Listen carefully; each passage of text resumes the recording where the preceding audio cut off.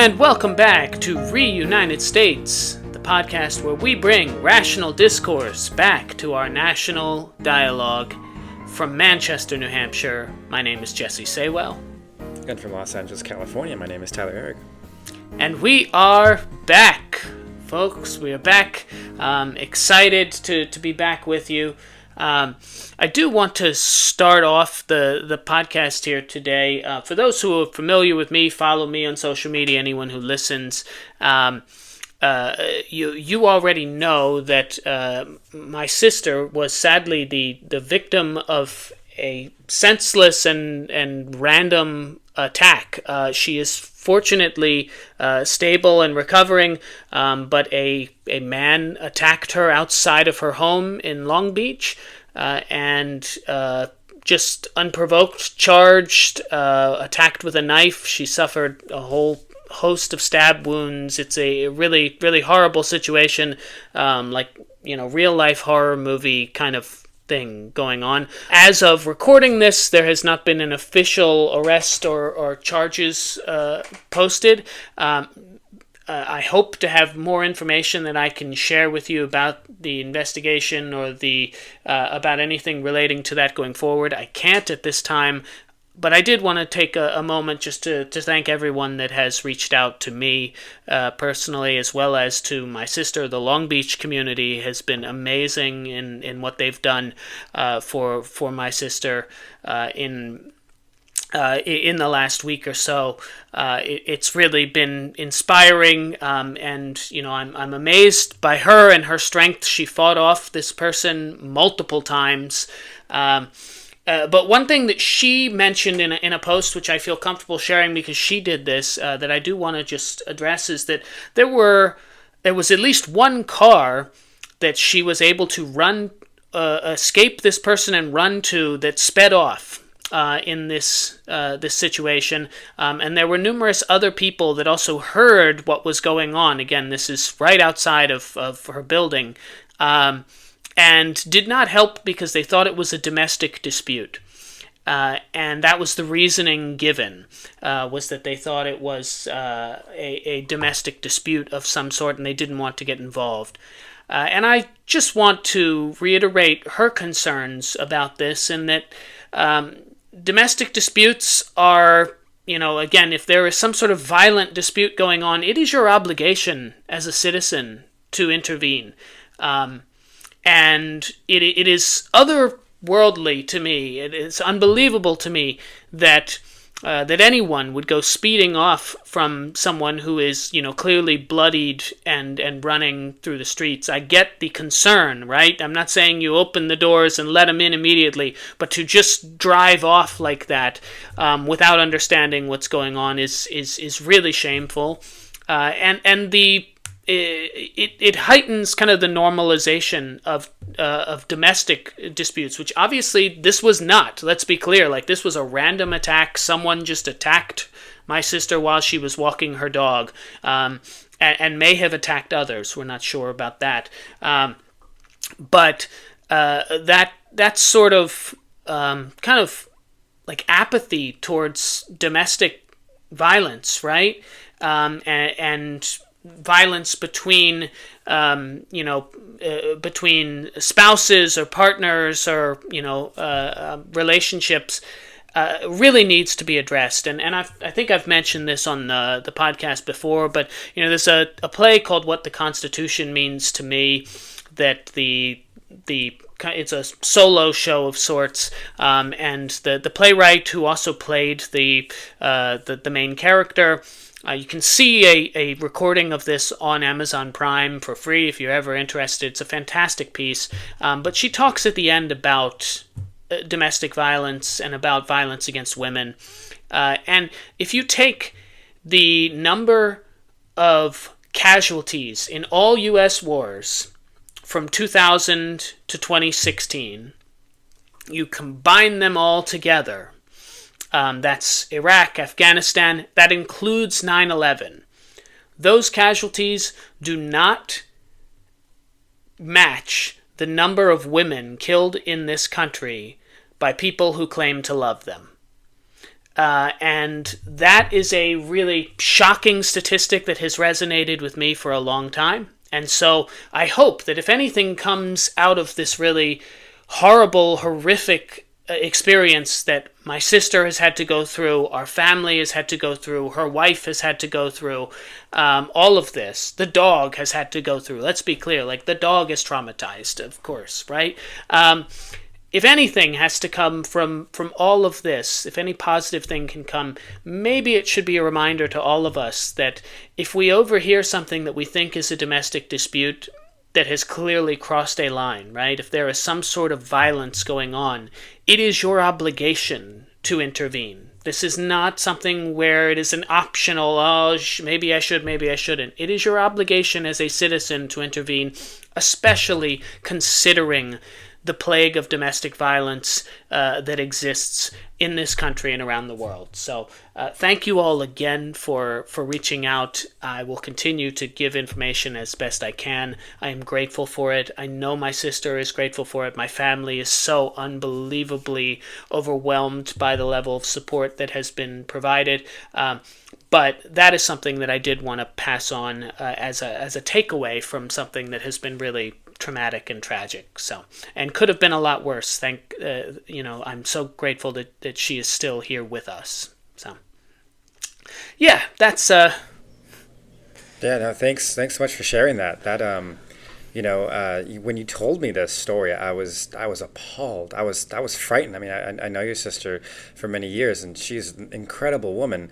And to hear that she was a victim of such a truly random act of violence, like truly random act of violence, is absolutely abhorrent. And yeah, no, I thank my God, that she is well and she is safe, and I pray that she recovers well, right, both mentally and physically. Because goddamn, it can that be traumatic, right? Holy crap! But we're grateful that no life was lost, including the dog. yes, And that yes, people are all okay. But I'm glad you mentioned that about about the domestic violence, because that does, I kind of was wincing, a little bit when you're saying that, because it does piss me off. It's not just bystander bias, where, like, if you see something, you kind of like, oh well, somebody else will help, right? It's not just that, right?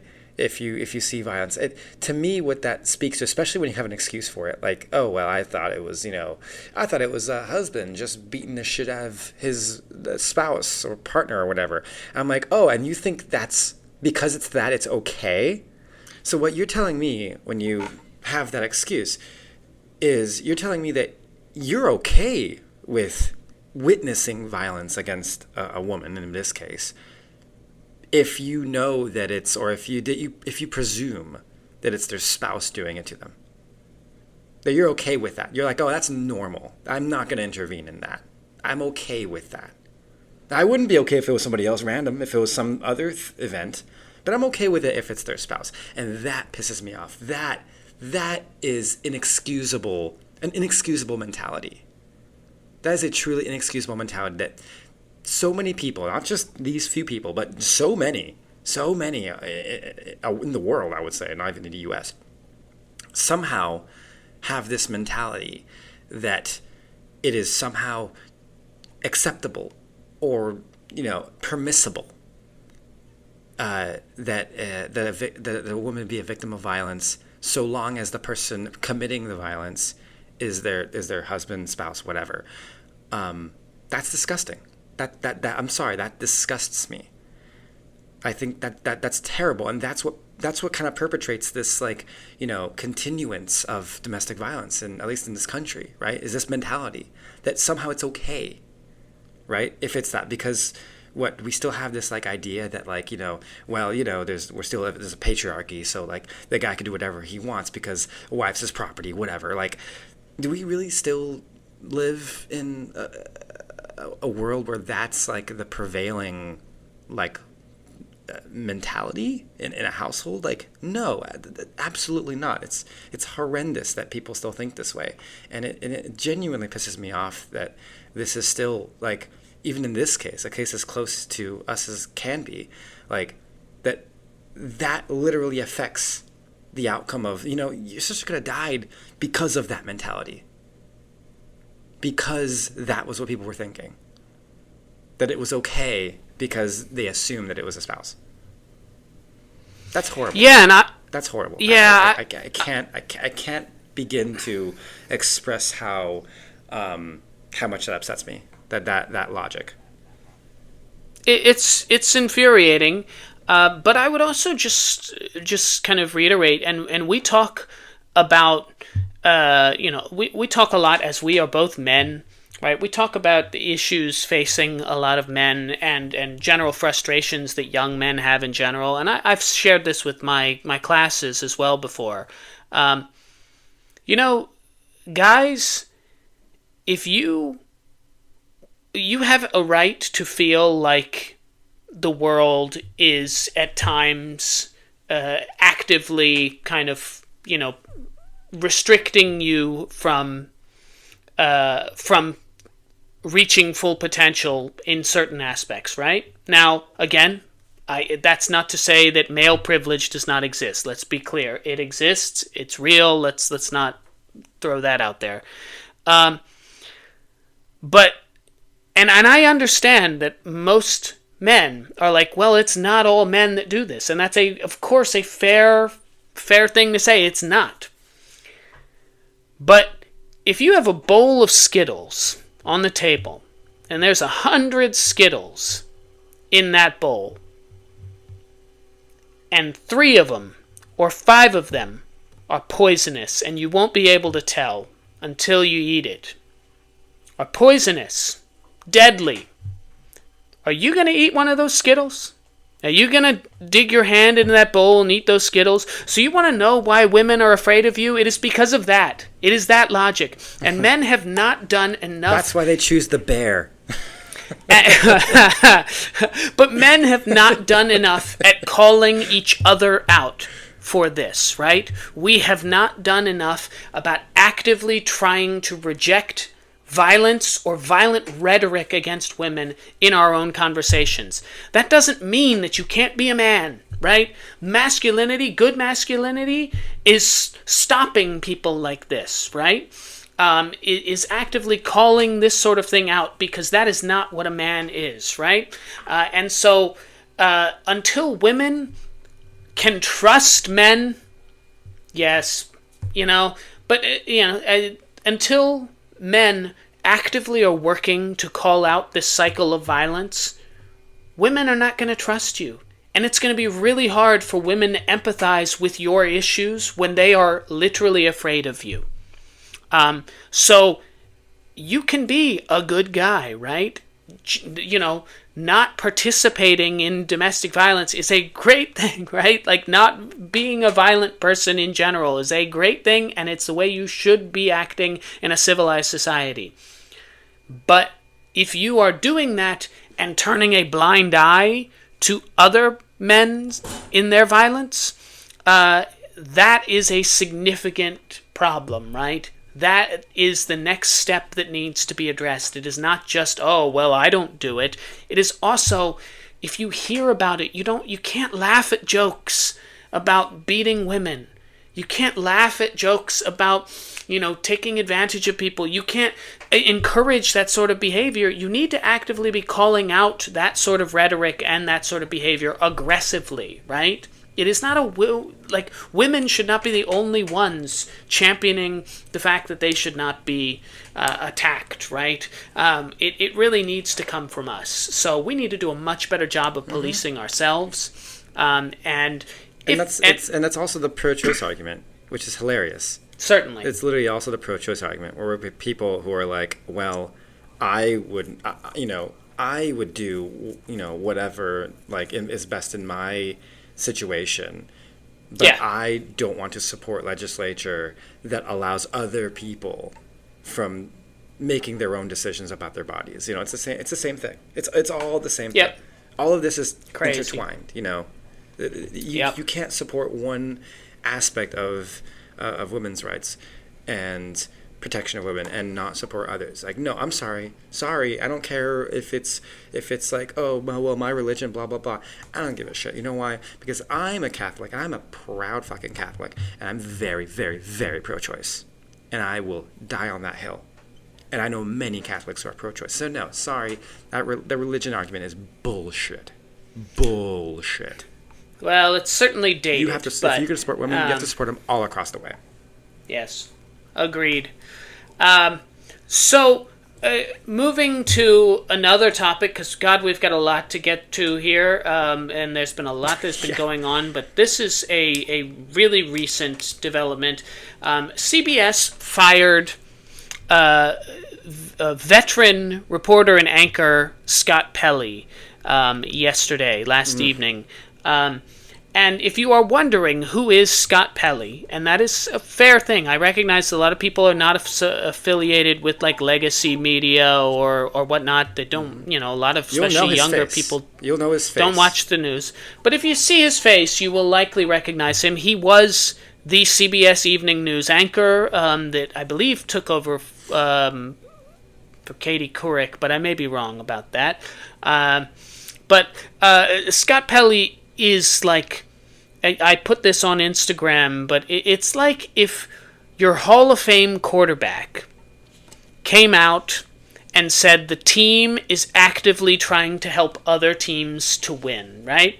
Like, that's what this situation is, because he is essentially saying that Barry Weiss, who has taken over CBS and has been doing all of this crap for the better part of a year plus, to try and suck up to the Trump administration, including, of course, ushering Stephen Colbert off the air, let's be clear, among many other things, but inserting this absurd, ridiculous fealty to the White House and a conservative tilt into reporting, not just a like, oh, we're looking at it both sides, like an actively like trying to reject certain stories because they're critical of the White House.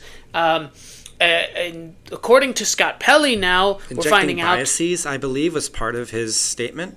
Injecting biases. Inject biases into his yes, reporting. that he refused. He's refused to do, as have many others. They have fired people who have been involved with 60 Minutes, longtime producers. Now, let's be clear, 60 Minutes, like Stephen Colbert, has been number one in ratings. It is the number one rated news broadcast for like 50 years.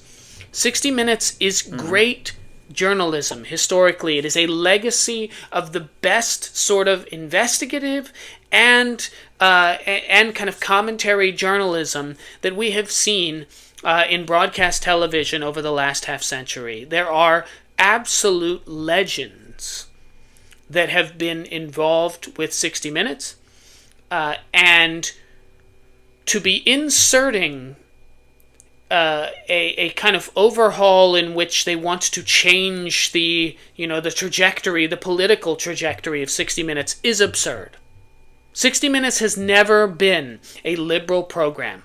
It has been critical of Democrats. It has been critical of Republicans. It is a news broadcast. And CBS now brings in this lunatic, I believe his name is Scott Milton, is the name of the guy that is now the chief producer of 60 Minutes. He has no qualifications for this position, absolutely none. He's just a Barry Weiss acolyte, and she likes him, so apparently he runs the show. Well, Scott Pelley told him off in his first meeting, said, what are your credentials? Accused them of all these things that we've just been talking about.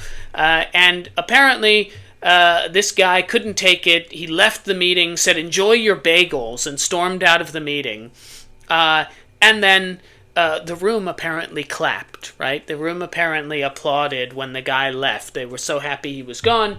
And then a few hours later, he sent an email an email termination letter to Scott Pelley, ending this. This is troublesome on a variety of levels, but I mean, CBS is on its way to being like Fox News, right? Like we're about to have multiple Foxes on legacy media, and I just think it's important to talk about this because this really is a right-wing state overhaul, state-sponsored media, and that started with Fox, right? Like it has been unacceptable dating back to the first Trump administration that you would have Donald Trump calling But at least Tucker Fox Carlson. has already been doing it, you know?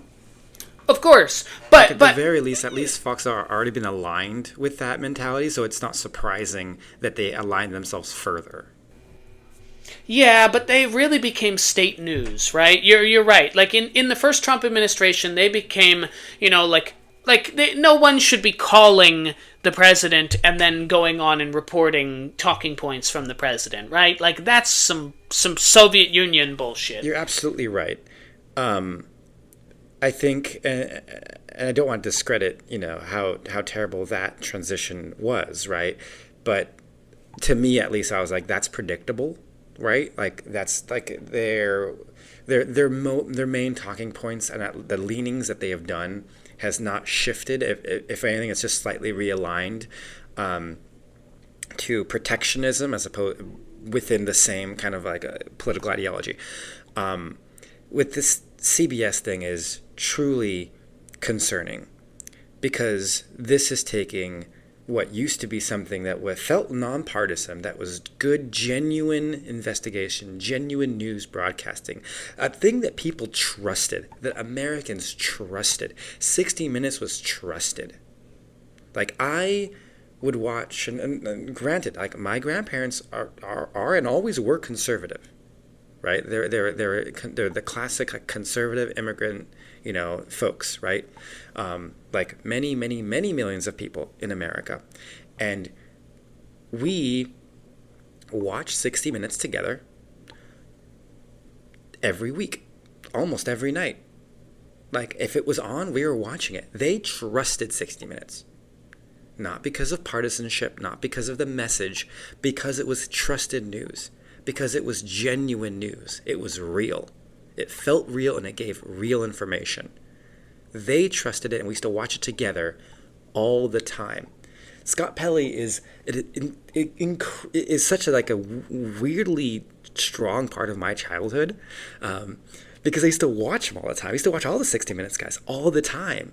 Like seeing them in front of like the, on the chair, right? Like with the backdrop of the clock and everything like that. Like that is burned into my brain, Like that is something like seeing what is transpiring now feels like literally a part of me is like breaking, a part of like what I remember, like a part of my childhood is now soiled, poisoned, like taken away. Like it feels oddly like you're taking away almost like a grandparent or a figure like similarly, right? Someone that you would look up to and you would,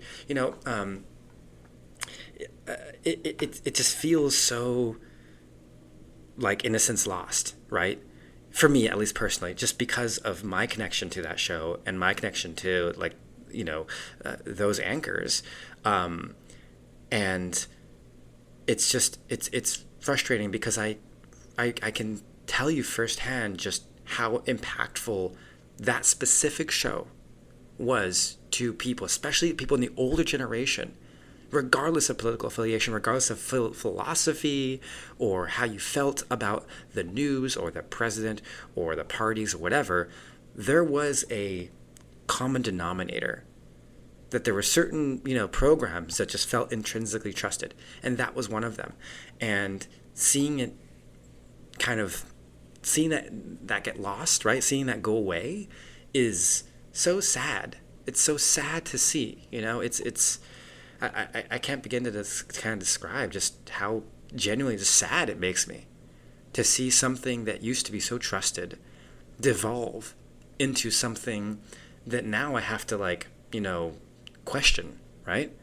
I have to question everything that comes out of that company conglomerate now, right? Like it's and that's why this affects me, more than say Fox News, where it's like, well, whatever, they always had that alignment, so I never really trusted them. But this is different to me, at least, right? This is a different type of shift, and that is just something that it upsets me, and it makes me really sad. It makes me sad to see these people that I personally trusted. I felt like I knew them, like they would speak to you like they knew you, right? Like, and like you always accepted what they said, and were like, yeah, like you learn from them. You learn from them like you would learn from a family member or something, like Anderson Cooper, all these guys. Like I felt like I always learned from them, and now it's going away.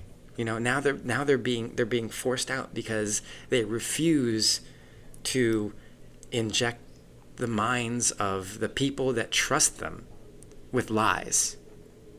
They said, no, I'm trusted to do one thing. I'm trusted to educate people, and I refuse to lie to them. And we see what happens to them now for doing that. I applaud them for doing it. I applaud them greatly for doing that, as they should, right? As anyone who has the ability to do that should. But it is just sad to see that, the consequences of refusing to lie to the American people is censorship. That's the word. Yeah, and look, I mean, Anderson Cooper just recently left, and it was highly suspected that his reasoning for leaving was this sort of editorial oversight that's going on. He was upset about. I just want to go through some of the names of the people who have been on 60 Minutes, right? Just to give you a legacy for those who might not be familiar. You may recognize these names: Bob Simon, Dan Rather, Ed Bradley, Leslie Stahl, Bill Whitaker, again, Mike Wallace, Morley Safer. Like, these are seriously legendary journalists. Not just, random people. These are legendary journalists. 60 Minutes had the best of the best. Mm-hmm. And these people risked their lives. It just did. It had the best of the best. Do you remember, like, Anderson Cooper with, like, flak vest on, in a war zone? Mm-hmm. Like, going there just to report, just to be like, hey, this is what's happening right now. Like, post 9/11. Like, I remember that. That is... Yes. Dude, like, these people risked their lives to show us the truth, and this is how they were treated. This is how they're treated now. So what is left for us? Like, this is where I am with this media, right? Like, you have taken everything from us, which is exactly what they wanted to do, right? They want to sow doubt in any legacies, like traditional media. They want to inject a level of skepticism in all media, right? And Trump was livid and sued about the 60 Minutes bullshit, which was nonsense that they settled over this regarding the Kamala Harris thing and whatever. Like, this was all absurd, right? So, like, this has been going on for years, but all of this is more of a vendetta against the media, and Trump is using the levers of government and the economics of modern media as a means of bullying these companies into doing what he wants them to do. So it should be disturbing to you. If you're listening, you should be concerned. Because 60 Minutes is now no longer a program that we can trust. And I hate to say that, right? But the people who were there, who were ensuring that real, factual, supported information was being put forward, are now being manipulated. They are either gone or they are being silenced, right? And so... It's insane to me. This whole situation has pissed me off. It's insane to me that we are now in a position where we almost have to say that you are more likely to get accurate and truthful information from a random podcast than you are from legacy media. Like, I don't think that's a good thing for starters. I'm not saying like, oh yeah, good for us, right? Like, I'm not saying that's a good thing. It's not a good thing, because now you're trusting people that literally have zero qualifications. It's a terrible thing, right? It's like, I don't want you to trust me. It's a terrible I don't thing. want Look, people to trust us over 60 Minutes. But that seems to be where we're going. And that is insane. And that is highly dangerous and should not be where we are right now. where do you think that, like, where do you think we get the basis for our information that we're relaying to you, our listeners, right? Like, we're getting it from sources that we trust. But those sources and the investigative journalism and the real, like, great journalism work that has been done historically by newspapers and by certain networks and broadcasts, like, that is just being chipped away, one thing after another, and we are getting stuck in an era in which it's becoming more difficult for us to find, legitimate sources and answers to be able to relay. Because, what this podcast is supposed to be, you and I giving information that we, find to be factually interesting and giving our spin on it, right? Like, we are not claiming to be reporters. We're not claiming to be journalists. We are commentating on the day-to-day kind of workings of our government and of our world and of this country, and the stories in court, that we're seeing anything we say would be happening. hearsay, technically speaking. Of course, right? And so it's troubling to me that this is happening. But to transition a bit into another aspect and another thing that I think is really important that we're talking about, and it may, this may be news to some of you, but likely most of you have, if you're following the news in some capacity, have heard about this in the last couple of days. Graham Platner is the front runner and was seemingly the de facto Democratic challenger to Susan Collins for the Senate seat in Maine. Graham Platner is a veteran, and he is an oyster farmer, and God does he look it, right? And he speaks off the cuff. He's also a very, very progressive candidate, endorsed by Bernie Sanders, and he was not the establishment choice for this position, and admittedly, he was not my first choice for this critical Senate race. Let's be clear. This is the Senate seat that we have continued.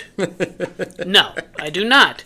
This is a Senate seat that we cannot afford to keep losing, and we continue to lose it. And if we lose it this time, we get 6 more years until we have another shot at it. So this is going to be, without question, our best chance of defeating Susan Collins and finally taking back this Senate seat that we desperately need. If you want any chance of a Democratic president ever again being able to put legislation forward, we need this seat, right?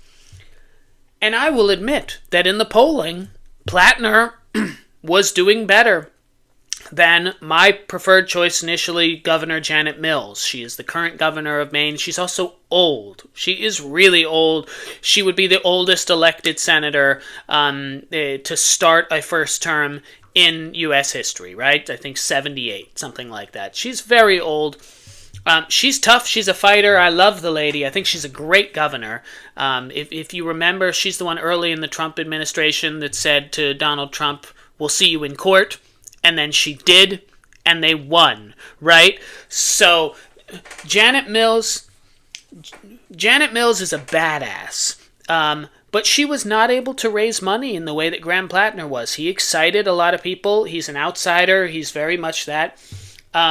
There have been multiple scandals that have come up with Platner. One is that he had some sort of tattoo from his time in the military that was like Nazi insignia, that he has since changed to being something else, which, okay. He's had PTSD and all of this. Pretty much everything thus far has kind of glanced off of him, right? Like, that hasn't been as big a problem, and so I was starting to be optimistic and eat my words, right? Governor Mills suspended her campaign about a month ago due to lack of funds. And the fact that she was just not going to beat him in polling, and he has been polling 8 or 9 points ahead of Susan Collins in head-to-heads, right? But there has been this new scandal that apparently a staffer was told by Graham Platner's wife earlier this year that early in their marriage, he had sent explicit text messages to other women. He is not denying all of this. He is denying some extent of it. The response has been really bad, really strange. He's tried to put his wife out there. His wife has talked to the media about this, whatever. Here's the problem. And they got married in 2023, right? This is not like, oh, this was 15 years ago. This is 3 years ago, right? Everything else we can kind of chalk up to, wow, this is a guy who has overcome PTSD from his time serving in combat, from the things that he has seen. This is a guy who, has said some inflammatory things, but he is learning and progressing, whatever. That's really recent, and it was right after they got married, right? It was within the year, within 6 months of them getting married, he was sending explicit texts to other people. I guess my question is, Tyler, does this matter to people? This one seems to have taken a much bigger profile, especially considering the importance of this Senate race. And I guess I'm wondering, because, Mainers are supposed to go to the polls, and Janet Mills will still be on the ballot next week, right? I think it's next week that they go to the ballot. If not, it's the week after that, for the primary. I don't know, man. Do you ditch this? Do we call on him to start ditching this campaign? Because we can't lose this seat, right? And this is a lot of baggage. And I just have to say, I get why people hate establishment candidates. I get why people despise that. But there is a reason why we support these people. We already know all the skeletons in Janet Mills' closet. She is 78 years old. I know all of them. I know everything. If there's something out there, it would be a gigantic shock. But these other candidates coming up that have not been trained to be candidates and whatnot, there are often so many things about them that come to the surface in a campaign that are just unpredictable. And in a seat like this that we lost in 2020 because of, because of defund the police. We lost a seat in 2020 in North Carolina. A candidate called Cal Cunningham was running for the Democrats. He was leading in the polls, and then come to find out he had been fucking around with some other woman throughout the whole campaign and then trying to keep her silent. These scandals do make a difference, and I'm just wondering, even in the era of Trump, is this too much, Tyler? What do you think? Do you think people are actually going to care about this? Okay,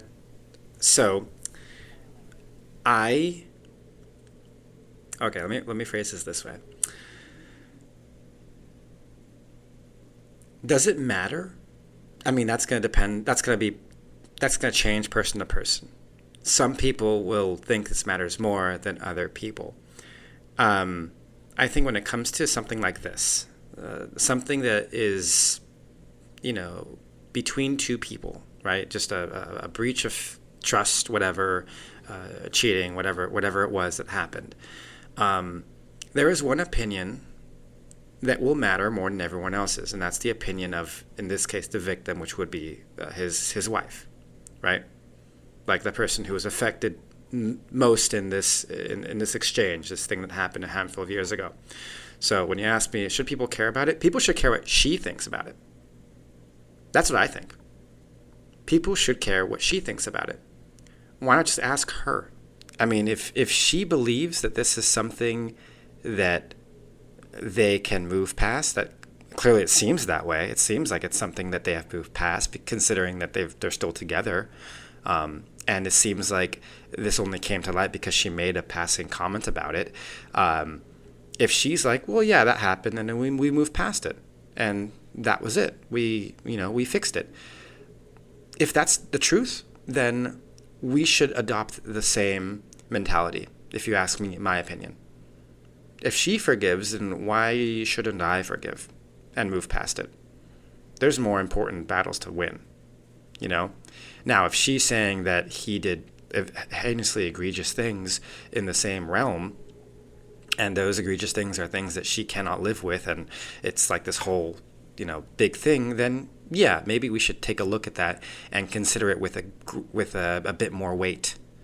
But ultimately, I would say the extent that I believe we should care about this, or we should consider this, should be reflective of how much the victim of the situation cares and thinks it's important.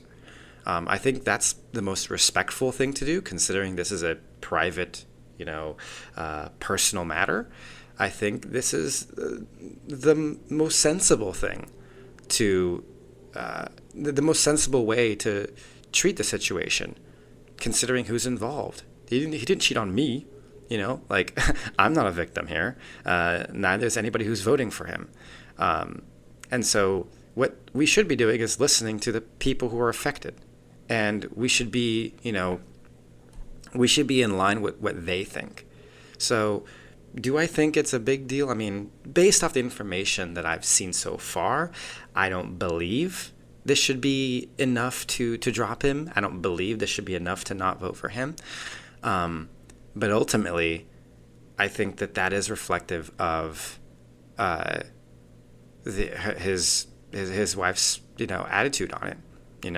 If she moved past it, then I'm moving past it, and I'm say, Mainers vote for him. That's how I feel about the situation. I think I think too many times do we take situations like this, and we think that we are the victims in this case, and we treat these situations as if we are victims, and we don't actually listen to victims. We don't actually listen to the people involved. We just insert ourselves into their story, and without ever having been affected by it, which is kind of funny to me. Like, we're like, well, we treat ourselves as if we're the ones who were the victims of whatever happened, and we treat it that way. And I'm like, yeah, I guess to some extent that's an understandable way to look at situations, but what you're doing when you adopt that kind of mentality is you're ignoring the victim, the actual real life victim, and you're just pretending to be them and saying, well, if I'm the person who was cheated on, then I would never vote for him, so I'm not going to vote for him. And I'm like, yeah, but you weren't the one who was affected. You're just inserting yourself into a story and basically imposing your position and imposing your belief into the situation without ever having been the actual victim of the situation. And I think that happens all too frequently, especially when it comes to high profile stuff like this. And I think it's important to, kind of listen to the full story, especially, the side of the folks who are explicitly affected by this, And I know this is not going to be something that's like, might be relevant to every single situation on earth, but at least in this situation, and situations that might be kind of similar enough, it's important to kind of consider, like, what the gravity was to the people who were affected. Does that make sense? I think it does. I think that my opinion on this is a little different, and my reasoning is not because I want to rake this guy over the coals for doing something I think is stupid and inappropriate and wrong, right? But more, I worry that this is a reflection of judgment, right? It's not a reflection of judgment and honesty, right? Like, what else is going to come up with this guy, right? This is a long running list of things. Yes, his wife is up there. I also just don't believe the anymore. I hate to say it, like the wives coming forward and supporting their husbands. Like, I just don't believe it, right? Like, we've just seen it so many times where that's what they have to do because that's the only route available to them other than like blowing up their marriage publicly, or like looking like, you know, a bad person because the pressure is now on the wife to now be the one to say that it, you know, that they still stand by their man. Look, is it Eric Swalwell level? No, of course not. It's not even the same, right? Like, it's not remote. Like, he has done nothing illegal. There's nothing along those lines. But we hold, I mean, we have made a big deal about Donald Trump and his behavior for the better part of 10 years. Better part of longer than that, really.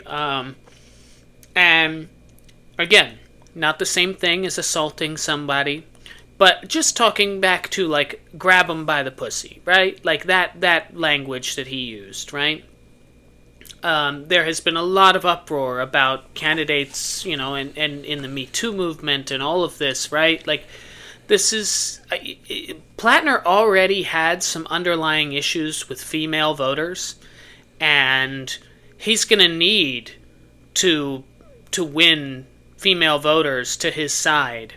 Opposing a 30-year veteran of the Senate, female senator, right? Like, I just, logistically, in a race we cannot afford to lose, I just don't know if it's worth it.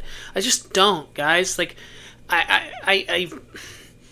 Janet Mills is 78 years old, but you know what you're getting, and she's a progressive person. She's not a socialist candidate like Graham Platner, but Maine is not a socialist state. I'm sorry, it's not. Like, this is a purplish state. So he can get away with his populism, and the polling has shown it, but I also just don't trust polling in Maine. In the last time Susan Collins was up for re-election in 2020, I'll just read you. She was running against somebody named Sarah Gideon. I'll read you the polling from the weeks and months leading up to the election. Gideon +5, Gideon +4, Gideon +1, Gideon +7, Gideon +4, Gideon +6 as recently as October 31st of 2021. There is not a single poll that showed Susan Collins winning that race, and she won by 8.5 points. This is not a slam dunk.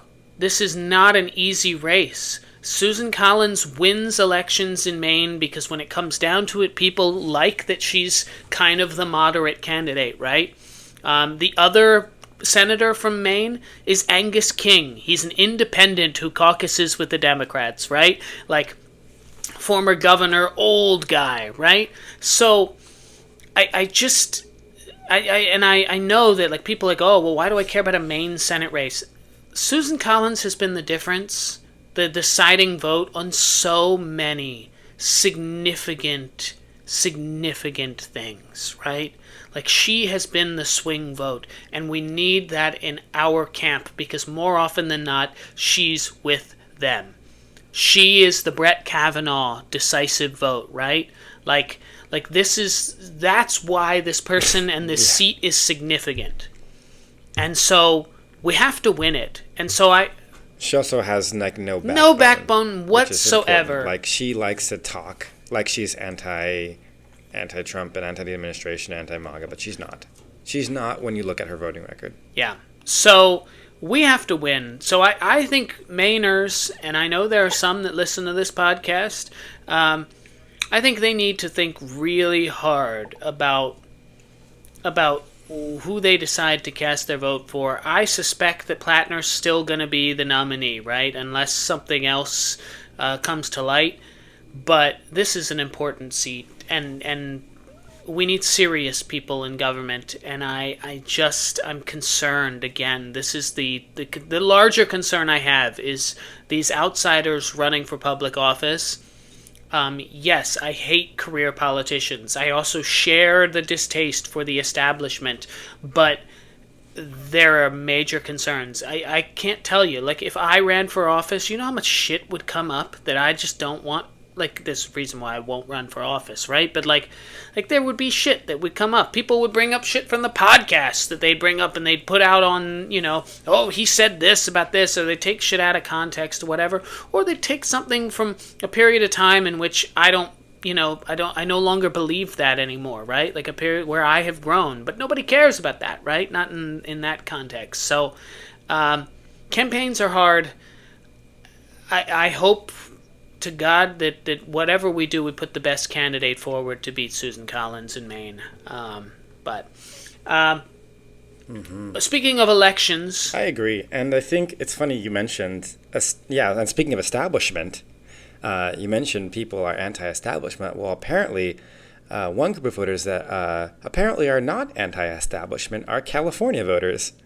When we are looking at the current results of the gubernatorial primaries, ignoring the elephant of the room being Steve Hilton on top, and we'll get to that in a second, looking at the Democratic vote, Becerra over Steyer, significantly over Steyer. Steyer underperformed by a lot. I mean, a lot more than I expected. I mean, I supported Becerra. I still do. And I did, and this podcast is proof. I've said it before, many weeks ago. But I was surprised. I was surprised to see how much Steyer underperformed, and I think that is indicative that at the end of the day, Democrat voters in California, at least, at the end of the day, the billionaire thing mattered a lot more than we may have predicted. They went establishment over billionaire, even though he was more progressive, even though his policies were honestly pretty good, and progressive and in line with a lot of things people like. At the end of the day, Steyer couldn't overcome the billionaire thing. At the end of the day, they were like, "Sorry, we're going with the moderate candidate." And honestly, that surprised me. It surprised me. I mean, I'm not mad about it, but it did surprise me. It did surprise me. Yeah, I mean, the polling has certainly showed... What also surprised me is how much Hilton overperformed. there is that. Now, let's be clear. As we're recording this, and we're recording this on Wednesday, June the 3rd, but as we're recording this, I believe there's only 58% of the vote in. So there's going to be some changes, right? Becerra is going to end up having the most votes because the vast majority of votes that haven't been counted historically in California from the mail-in votes are coming from Democrats. So Becerra is going to rise. The question is going to be, can Tom Steyer rise enough to potentially overtake Hilton and have two Democrats on the ballot? I don't think that's going to happen, but I do think you'll see Steyer's numbers rise a little bit. It is certainly possible. No, and last I checked, I think Hilton's even over... Hilton has more votes per capita than Becerra right now, or he does this morning at least. He does, but that's going to go down. That's again. And people were talking to me about this last night and this morning. Like, I had people texting me being like, "Oh my God, like we're so screwed," and look how much he performed. Like, he's on top of everybody. I'm like, listen, first off, he's only one of two real Republican candidates on the ballot. And he's the one that Trump supported. Like, he was already going to be the guy absorbing all of the red vote. That's not surprising. It's not surprising. Yeah, and no. When you combine the votes from him and from, what's his face, like, together they're far, far from the total amount of votes from Steyer and Becerra. If it's head-to-head Becerra and Hilton, Becerra is going to destroy him easily. Like, I am not worried about that in any capacity. No, and the concerns of having two Republicans on the ballot or whatnot in November obviously are done now, but have been for quite a while, right? Becerra and Steyer both kind of rose where it was clear that one of the two of them, at least, was going to be on the ballot. It's obviously Javier Becerra is going to be on the ballot. Steyer, I'm not sure about. Again, let's keep in mind that well over a third of the ballots have still not been counted, right? And they are largely going to be Democratic ballots. So the math is going to show Becerra is probably going to end up in the top position. He's going to have the most votes. It's really going to come down to number 2, right? And in November, the Democratic candidate is going to win in November, right? Like that, the doomsday scenario is off the table, so you can breathe easy about that. I think it's interesting. I was chatting with somebody the other day who knows Tom Steyer very well and has known him for a long time personally. He was at their wedding, in talking with this person, they were talking about how Tom Steyer is essentially the guy that you see on TV is who he is. He is a genuine human. That is genuinely who he is. They also said that they still wouldn't vote for him. And it's not because he's a billionaire, but it's because they believe that he would get walked over.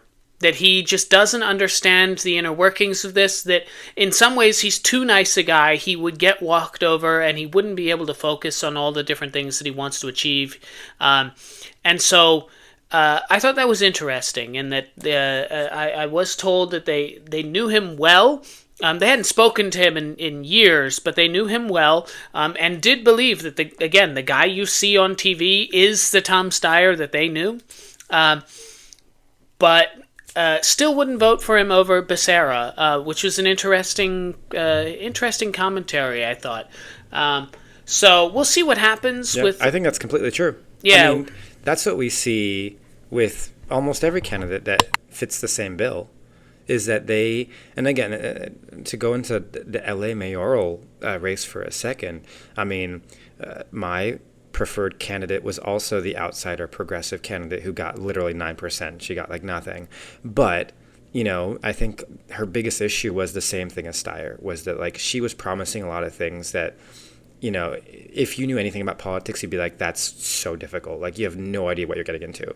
Like promising this, promising that, thinking this is going to be an easy fix. And ultimately that's what gives establishment people the leverage, is that, if then they know what they can achieve, and they're less likely to lie about it because they know what they can achieve. They're going to be promising things that they can do for the most part, compared to folks who come from the outside who are like, I'm going to snap my fingers and homeless people are going to go away. And it's like, that does not the way that works. It's the same thing with Steyer, with Ray Wang, with anyone who's outside. It's just it's a common denominator, and I like those people because I do feel that they're genuine, and I do feel that a lot of them mean what they say. But at the end of the day, like, we need people who are going to do it, who know the job and know what they can get done and get that done. People like Karen Bass.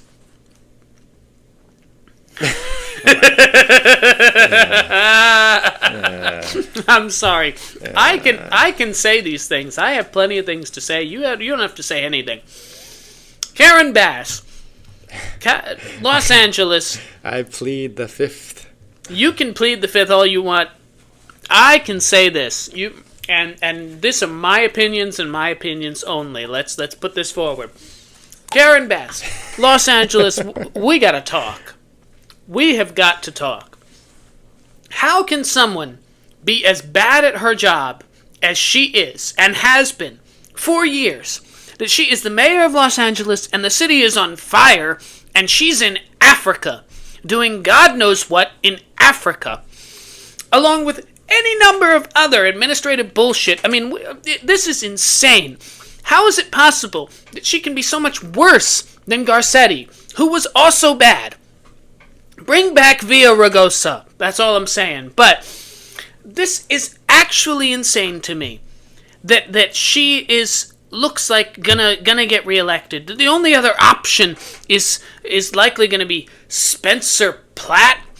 I didn't even know who this guy was until this started to go down. God. What the fuck is going on in Los Angeles that moron, this reality star... Star is a strong word. This reality moron is the only other alternative? Are we serious right now? Those are the two options you're going to have in November for mayor of Los Angeles? What is going on? I love LA. I love the city so much, but the politics are a mess, and Karen Bass has been a bad mayor. That is my opinion, an objectively bad mayor. What the fuck is going on? And then she has the fucking audacity to get up there and say, this was a grassroots campaign. Grassroots! What the fuck are you talking about, grassroots? Have you lost your mind? She's sitting there. We are the Los Angeles people of Los Angeles want change. She says, and that's what we've been doing. Really? Change? Yeah, they want change. They want change from you. It's this is insane to me. I'm sorry. I watched that this morning and I lost my shit. I can't believe the number of people that voted for Karen Bass. I can't wrap my head around it, because everyone I talk to in Los Angeles, outside of you, present company excluded, because I you are silent on these issues. But everyone I talk to, they're all like, Bass sucks. Oh, Karen Bass, can't wait to get somebody else in here. And the only other person we can throw up is a fucking reality star? Have y'all lost your minds? Because I can help you find them. Sorry. I know you can't even respond or react to any of this. I'm just so incensed by this.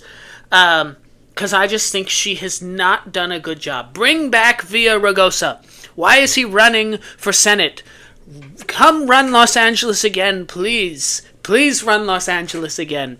I just don't understand. Can we bring Jerry Brown out of retirement? He can run Los Angeles. I don't care. God. Ed Bradley?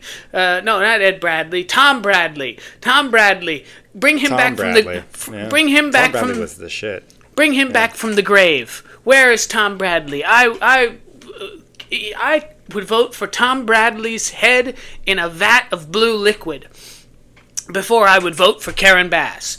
That is where I'm at with this. So, I'm sorry. I know I'm not a Los Angeles resident. He's already the most elected politician in LA politics in history. He's been elected 4 or 5 times, something like that. You know what? Yeah. No, he's great. Bradley was fantastic, and I totally agree. Him and Villaraigosa are some phenomenal mayors that we've had in our history.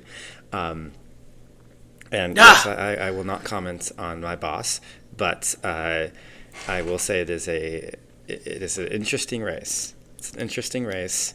I think if fellow Angelenos would like to talk about this, reach out to me directly. But also, if you want to kind of peek into the inside a little bit to kind of see where some of the concerns may lie, I would follow our controller, Kenneth Mejia, who is super awesome and very transparent and is very, very good at his job. And he constantly posts transparent metrics regarding the budget. He is constantly calling out issues that he believes need to be corrected, and he is calling out politicians. He is calling out councilmen, and he is very much in favor of balancing the budget so that it's fair to all departments and not just a few. So if you want to kind of look at peek behind the curtain a bit, I would follow the controller Mejia. And get some great insight as to some of the issues that we are having in the city internally. I say issues, some of the things that people are concerned about internally in the city. I would definitely follow that and get information that way. And you might kind of begin to see where some of the concerns may lie with in regards to the city of Los Angeles. I think a lot of the reason people are going behind a ridiculous man like Spencer Pratt is because they are only seeing these very surface level issues. They're seeing like homelessness, they're seeing this and that, and they're being like, well, here's a guy who's like angry and he's yelling and he's saying I'm gonna do all this stuff and everyone sucks, and they're like, yeah, well, sure, like that makes sense, because it's a shallow way of viewing the issues that we have with the city, issues that are not shallow, issues that are much deeper and much more complex than anybody who lives here or has lived here in the past or just looks at our city will give it credit for. People think homelessness is this thing that you can just solve. It's not. It's not a thing you can snap your fingers and solve. Pratt thinks that, and he is wrong.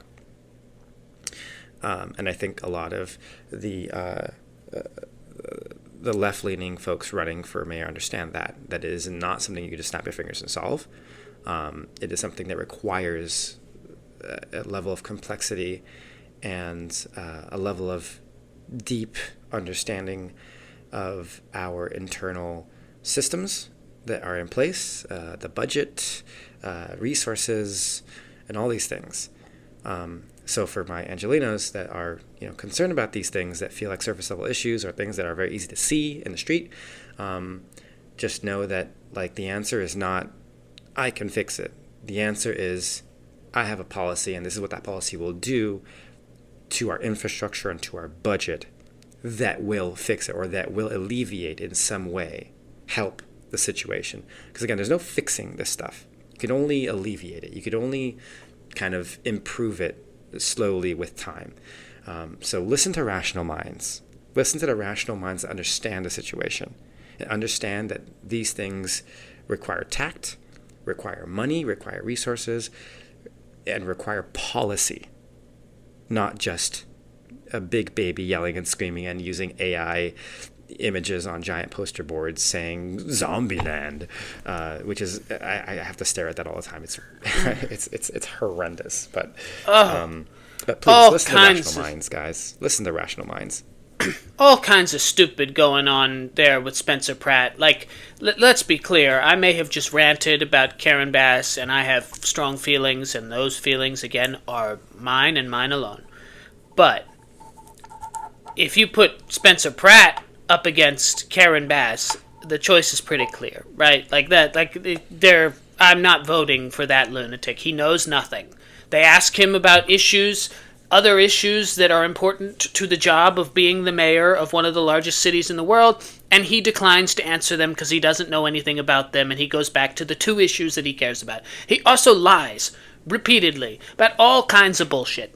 He lies about everything. Mm-hmm. I mean, just, I was living in a trailer. Like, horse shit. You don't live in a trailer. You lived in a fucking, mansion up on the coast of California. Like, get out of here. This is ridiculous, this man. So, Los Angeles, get your shit together. Yes, I love the ads where he's all like, this is Nithya Ramon's house. This is Bass's house. This is my trailer. And I'm like, that is not your. First off, that's not your trailer. I mean, you may have purchased that trailer for you may own it, but you don't live there. That is not where you live. Like, do not nonsense. Do not lie to me. We are not stupid. We are not stupid. Well, apparently you are stupid.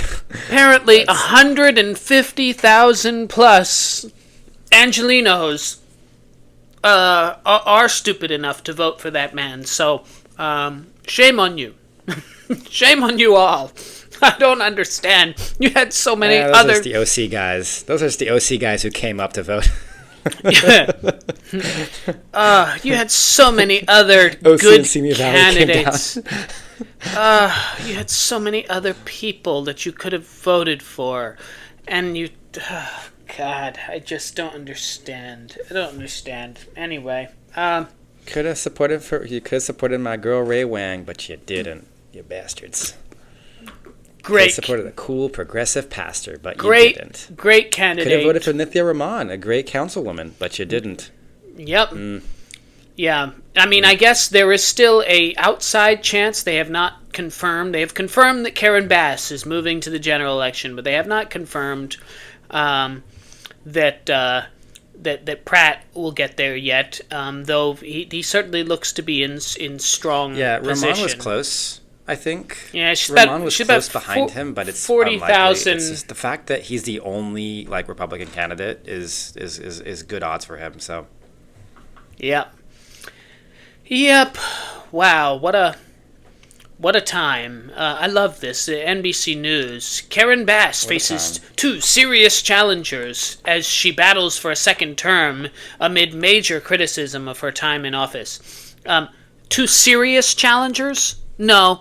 She's facing a handful of serious challengers and one very unserious challenger who happens to apparently be the only other one that people thought to vote for. So, what a clown. Anyway, that's my thoughts on Los Angeles politics right now, folks. I'm sorry to dump that, but clearly we've taken too long of a break because stuff has been boiling up. It's been boiling up over these weeks now. We didn't even get to the slush fund yet, and we don't have time anymore. No, we do not. Slush fund, bad. Trump backing off of it. Still, I'm still skeptical. Trump name coming off Kennedy Center, good. Yes, maybe. We'll see what happens. I don't know.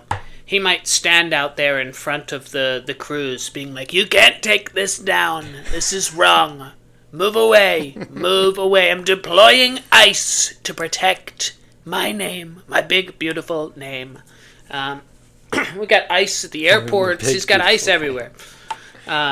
So, anyway, well, thank you all again so much for listening in. It's nice to be back.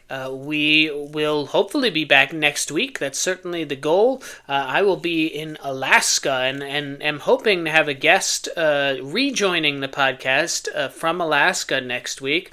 But more on that as we get a little bit closer.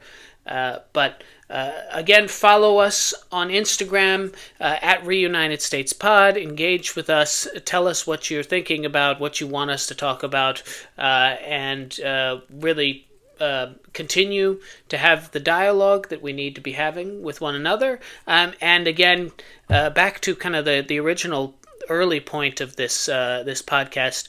Speak up. You say you hear something, you see something that is unacceptable, that would be unacceptable in your home, that is, goes beyond the pale, where someone is in danger. You need to be speaking up and doing something about it. So thank you to everyone who, again, in the Long Beach community and elsewhere, who has rallied around my family and my sister. We're very grateful for that. So, with that being said, from Manchester, New Hampshire, my name is Jesse Saywell. And from Los Angeles, California, my name is Tyler Erg. And this has been another episode of Reunited States. When the whole world has got you down, and there's no one else around,